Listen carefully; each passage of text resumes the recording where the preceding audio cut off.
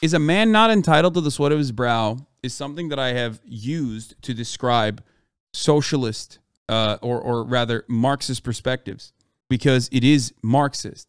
The entire concept of socialism revolves around workers getting more of a, or at least having more of a say, if not directly more of the profits that they are generating.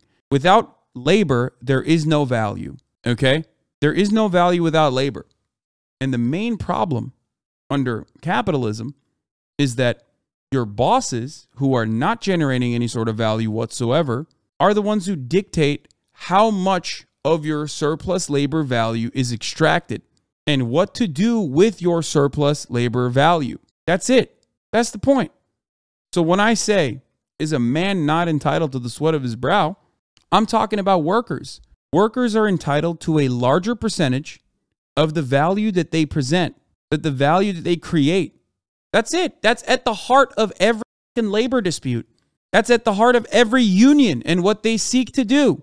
You're technically wrong. Workers being entitled to their surplus labor or the sweat of their brow is a Ricardian socialist shit that Marx considered heretical. Marx wanted to abolish value form entirely. But since we're vulgarizing Marxism so that dipshits and troglodytes can understand it, it's fine. Marx would have you thrown out of a window for repeating this shit in his name.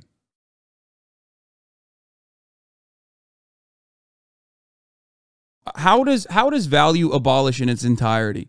What are the transitional steps to reach that? Marx also thought that the inherent contradictions would inevitably cause capitalism to implode. And that hasn't happened either. So I don't want to talk too much about a dude who did not see that the welfare state could add, permanent lifelines to a capitalist organization of the economy as things get worse and worse.